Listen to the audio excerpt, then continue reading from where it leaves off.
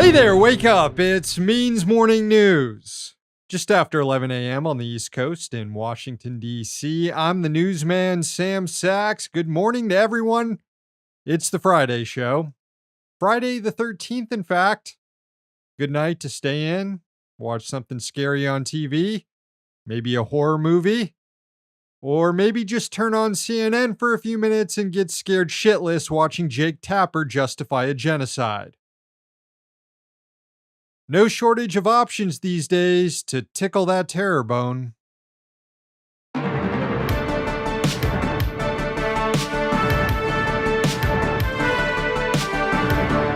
It's the fifth day of the Israeli Defense Forces' siege on Gaza, and Palestinians living in the caged enclave are running out of water to drink. Gaza's only power plant ran out of fuel on Wednesday. The IDF is blocking the supply of more energy, medical supplies, food, and water to the besieged residents. Hospitals are losing their ability to care for people amid persistent Israeli bombing. And on Thursday, the Netanyahu government's energy minister, Israel Katz, said that water and electricity in Gaza will remain turned off until the hostages are released. Palestinians living in Gaza literally have nowhere to go. The only border crossings to get out have been closed, and they can't leave by sea because of the risk of getting blown up by IDF gunboats. Humans can only live about 3 days without water, so question is, how long is the world supposed to stand by and do nothing while the IDF dehydrates 2.3 million people? Israel is now seeking the displacement of over 1 million Palestinians in Gaza in what could be preparation for an all-out ground assault. The United Nations reported Thursday that the IDF requested the agency relocate Palestinians living in northern Gaza within 24 hours. That would amount to about 1.1 million people, which is roughly half of the entire population of Gaza. The UN said it's impossible to evacuate that many people in that short of time without devastating humanitarian consequences. And hospitals that are within the IDF's designated evacuation zone said that they can't move patients. Of course, the evacuation order isn't meant to be followed. It's simply meant to give the IDF plausible deniability when civilians are slaughtered. Meanwhile, Human Rights Watch accused Israel of violating international humanitarian law by dropping white phosphorus on civilian populations in Gaza.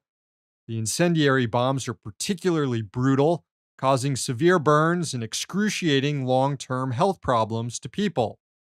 You can see from this video what appears to be white phosphorus projectiles raining down. The subsequent investigation by Human Rights Watch confirmed it. And the group says in its report, quote, "The use of white phosphorus in densely populated areas of Gaza violates the requirement under international humanitarian law to take all feasible precautions to avoid civilian injury and loss of life. This concern is amplified given the technique evidenced in videos of air bursting white phosphorus projectiles. Air bursting of white phosphorus projectiles spreads 116 burning felt wedges impregnated within the substance over an area between 125 and 250 meters in diameter, depending on the altitude of the burst, thereby exposing more civilians and civilian structures to potential harm than a localized ground burst." The IDF now appears to be reveling in its destruction of Gaza. The Israeli Air Force tweeted pictures of absolute devastation, just posting pictures of its own war crimes. That's how immune the IDF is from any international condemnation or sanction. The IDF reported that in just the last 6 days, it's dropped more than 6,000 bombs on Gaza. 6,000 bombs. To put that in perspective, the Washington Post reported that during the entire Afghanistan war, the most bombs dropped in any year was 7,423. And Israel just dropped 6,000 bombs on Gaza, one of the most densely packed civilian areas in the world, in less than a week. And you can see what it has wrought from this video, captured by Rushdie Abu Alouf with the BBC. It wasn't too long ago when similar images of Ukrainian cities like Mariupol, completely leveled, were shown to Western audiences as proof of barbaric war crimes by the Russian army. Now, we're told that this is just Israel practicing self defense.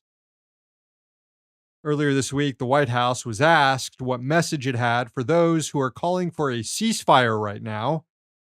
Here's what Press Secretary Karine Jean-Pierre said. Some members of Congress who have called for a ceasefire, and they have not gone as far as backing the administration's call for support for Israel. So look, I've seen some of those statements this weekend, and we're going to continue to be very clear. We believe they're wrong. We believe they're repugnant, and we believe they're disgraceful. Repugnant and disgraceful. Okay. In case there was any doubt, the White House is 100% complicit in what's already happened and whatever happens next.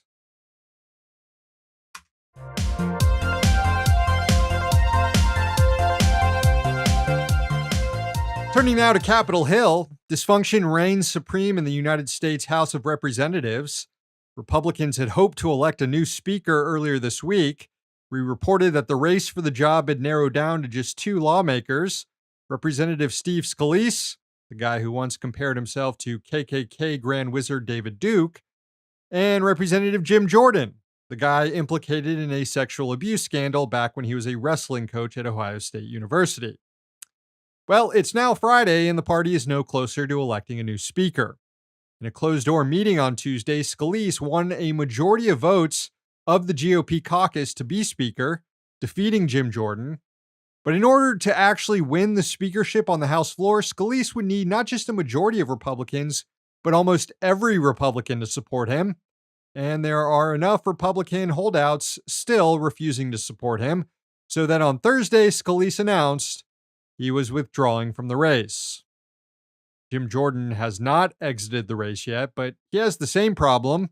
There's a critical threshold of Republicans who won't vote for him to be speaker either. Sources told Axios that Kevin McCarthy is considering making a comeback, which I'll admit would be extremely funny. But for now, the People's House remains shut down. And honestly, it's probably for the best, given that if it was open right now, it'd be cutting a blank check to Israel to do ethnic cleansing.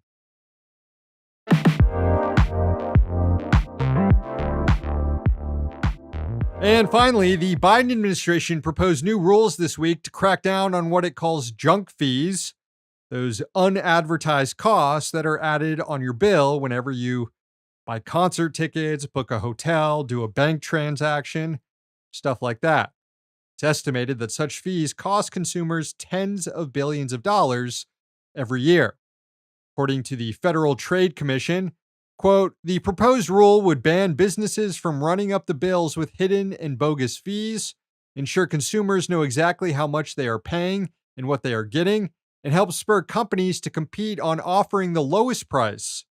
Businesses would have to include all mandatory fees when telling consumers a price, making it easier for consumers to comparison shop for the lowest price. When it comes to bogus fees, the rule would require businesses to disclose exactly what each fee is for and if they are refundable.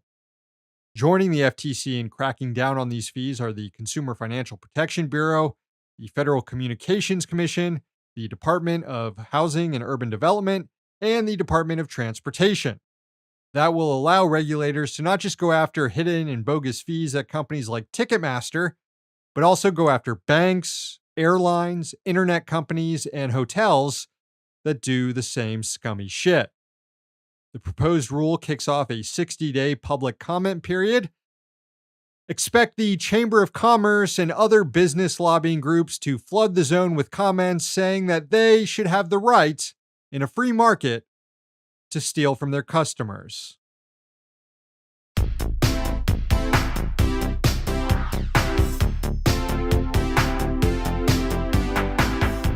Folks, it's time to take out the trash. Let's see who this week's rich dick is. Thanks for all the nominations on social media. We had several for Benjamin Netanyahu, which I appreciate the sentiments, but his crimes deserve far worse punishment than we're able to met out here. Here's a nomination for medical company CEOs who are pocketing big salaries while working their understaffed employees to the bone, putting patients at risk. Looking at you, Kaiser Permanente. All right, here's a good one. Jim Cramer. He's been whinging for weeks now about the UAW auto strike.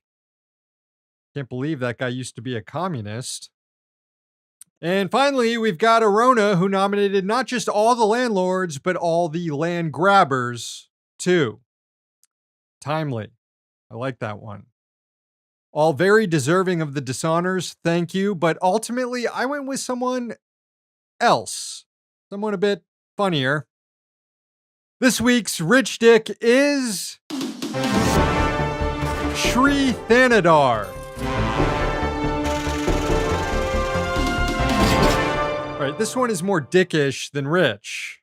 I mean, Shri is rich. He's like a millionaire. He's a literal capitalist, a businessman who's been involved in the research and tech sector.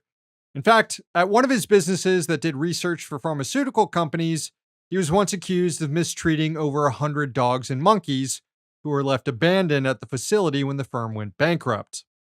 Thanadar denied responsibility for it, but we'll have an update on that in just a minute.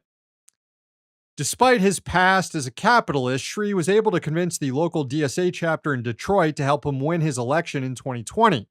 He ran on a fairly decent platform of a $15 minimum wage, boosts in public education and housing, the standard progressive Democrat fare. He was one of the few members of Congress who was also a member of the DSA. Well, Shri is nominated because he dramatically renounced his DSA membership this week because he thinks the organization didn't sufficiently denounce Hamas or something. The reality, though, is he's just a dang coward. His congressional office did a press release making a big show about this. Shri said in it, quote, "I can no longer associate with an organization unwilling to call out terrorism in all its forms. Sunday's hate-filled and anti-Semitic rally in New York City, promoted by the New York City DSA, makes it impossible for me to continue my affiliation. I stand with Israel and its right to defend itself. There is no place for moral equivocation in the face of unadulterated evil, as we have seen from Hamas." Oh, very brave, dude. At a time when the Israeli government is mass bombing Gaza, you join the rest of the neoconservative foreign policy blob to punch left and attack DSA. You and almost everyone else in Congress. Say hi to Lindsey Graham while you're over there. This is pathetic, but what makes it even more pathetic? Shri had already been expelled from the organization. Yeah, he tried to pull the, "you can't fire me, I quit," a month after he was fired. Did he think people wouldn't figure that out? Well, honestly, kudos to him because his move got a lot of press and not a single article I looked at mentioned that he had already been kicked out of the organization. The co-chair of Detroit DSA confirmed it on Twitter, noting that Shri was expelled on September 17th by a 91% vote among general members. Therefore, quote, he no longer had a membership to renounce. Shri's ousting was a result of him cozying up to Prime Minister Narendra Modi, the right-wing nationalist who's committing mass human rights abuses in India. During Modi's state visit to the U.S. back in June, Shri escorted Modi to the Capitol for a joint address. As DSA member Micah Johnson wrote in support of Shri's expulsion, quote, "Thanadar's meeting with and open support of Modi is entirely indefensible. There was no crisis, no disaster should he refuse. This was pure and simple careerism to associate himself with a major world leader. In doing so, he has associated us with that leader. In lending his support to Modi, we implicitly have done so as well. Now we have a chance not to right that wrong, but to correct it. Comrades, vote to expel Shri Thanadar and show that Metro Detroit DSA holds its electeds to the highest standards." And with that, he was kicked out. But that's not all. Shri's attack on DSA appears to have motivated a colleague and former staffer to post some pretty incriminating information about him on Twitter. Rep. Rashida Tlaib said of Shri, quote, "While he is busy posting memes, his residents are calling my office asking for my assistance because he is absent from doing his job. And then Adam Abu Salah, who is the congressman's former communications director, confirmed that fact and posted a thread about working with Shri was like. He described a congressman obsessed with re-election instead of policy, also one obsessed with getting as many Twitter followers as AOC. Another allegation that Shri distrusted black women and refused to promote them within the office when they were qualified. Abu Salah described a difficult workplace with high staff turnover, and he ended the thread with this revelation, quote, Shri's the most ignorant, self-centered, and uninformed human I've ever worked with, and if you're wondering, yes, his hair is fake, and he killed the monkeys and beagles. Yeah, I'd say that's a pretty strong closing argument. Shri Thanadar, you're this week's rich dick.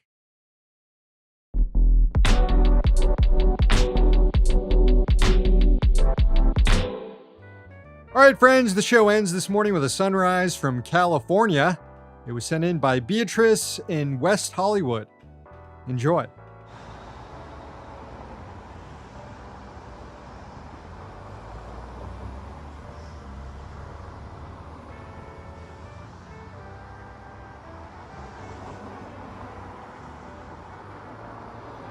Thank you, Beatrice. Show's over. Thanks for watching, and thanks to the team behind the scenes.